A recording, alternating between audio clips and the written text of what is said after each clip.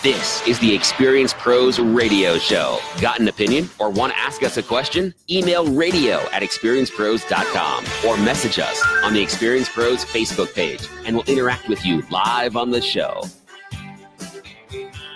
Welcome back to the Experience Pros Radio Show. Thank you so much for taking time out of your day to join us for ours. It makes us smile. You want to strike fear into the heart of any orthodontist or dentist? I don't think so. Because they strike it in us all the time, right?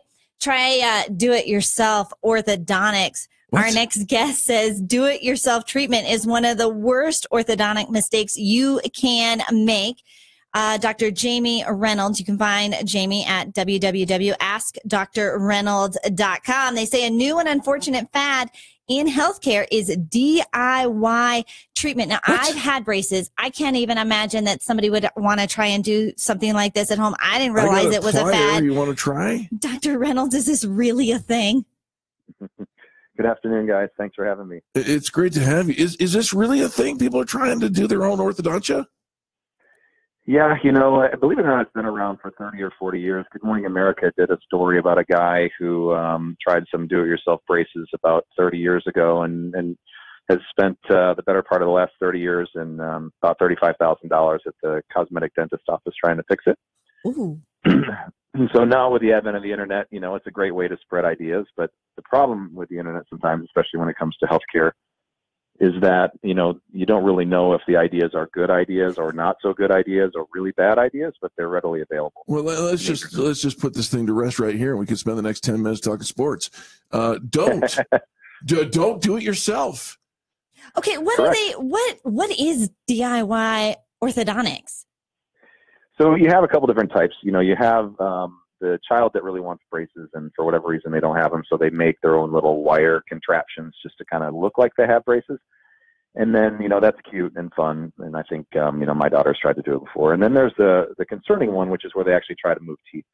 The most common thing is people have a gap between their two front teeth on the upper, and then they get some little type of rubber band and they wrap it between their teeth, which does squeeze the teeth together a little bit. And then they fall asleep at night and they wake up and they think the rubber band has fallen out, but it's actually worked its way up underneath the gums.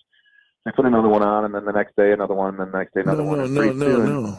Oh. Yeah, the rubber bands work their way up around the root of the tooth, and they basically self-extract their two front teeth. So now they have no front teeth. I have got the willies right now. Well, Eric's a little nervous, and already when you talk teeth stuff. I just shattered a crown over the weekend too. So, but there have been some incredible advances in. What do we call it? Traditional orthodontics? What about those Invisalign things?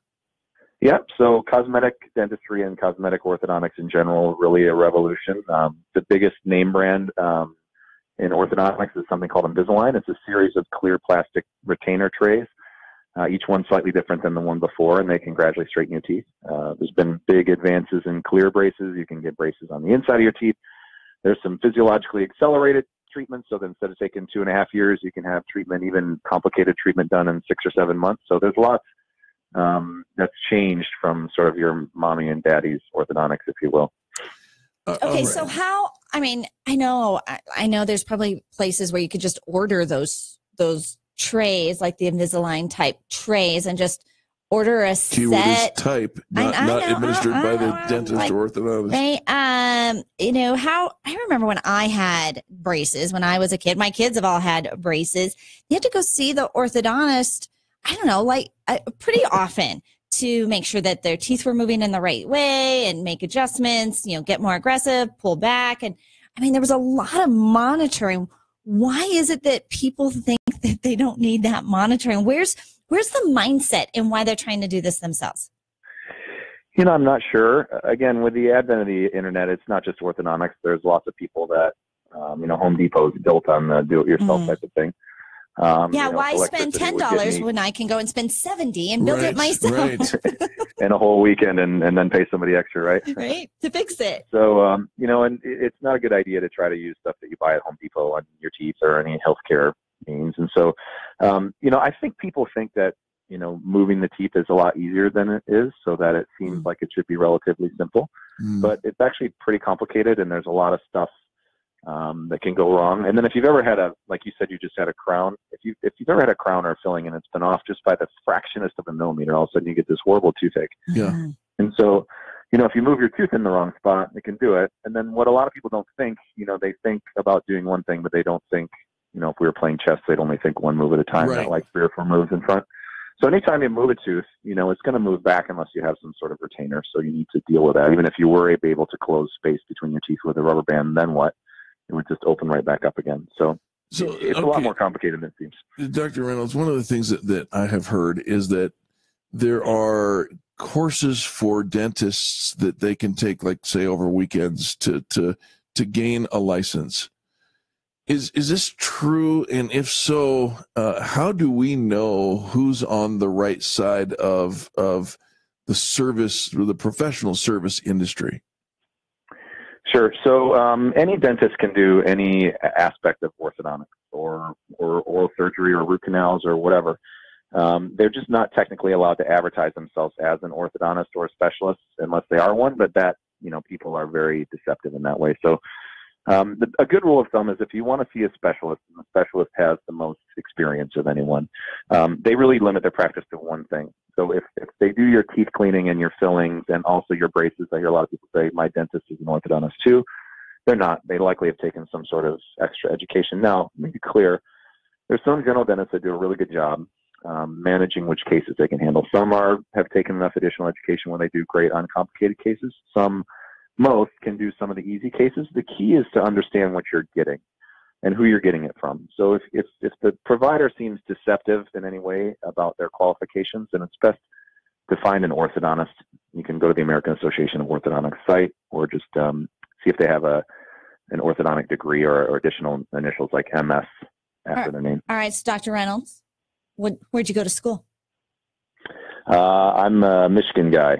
So not the best year for my football team, but we have hope for the future. Oh, I'm sorry. All right. And so what did you have to do to become a world-class orthodontist? In orthodontist in general, you go to 4 years of college and then 4 years of dental school. And then if you graduate in the top % of your class, then you can get into orthodontic school, which is 2 or 3 more years just specializing in orthodontics. And then a friend of mine started a clinical trial on some digitally customized, super high-tech braces, and then he involved me, and pretty soon he and I got to have the most experience in what is going to be one of the technologies that transforms orthodontics in the world. So then we got to have to do a lot of lectures about that stuff, and a lot of it is just making mistakes before other people makes it sound smart. But there you go. No, that actually does make it sound smart. Listen, folks, you need to go get a copy of the book, The World Class Smiles, Made in Detroit. Dr. Jamie Reynolds, thank you so much for joining us today and for sharing your sense of urgency when it comes to DIY projects in your mouth or anywhere else, pretty much for that matter. Don't do that. Appreciate you. Dr. Reynolds. AskDrReynolds.com is the website. Dr. Reynolds, thanks so much for being with us. That's good stuff. It is good stuff. And folks, don't go anywhere. We've got more good stuff after the bottom of the hour news. You are listening to Angel and Eric, and this is the Experience Pros Radio Network. The Experience Pros, revolutionizing the way people treat people in business.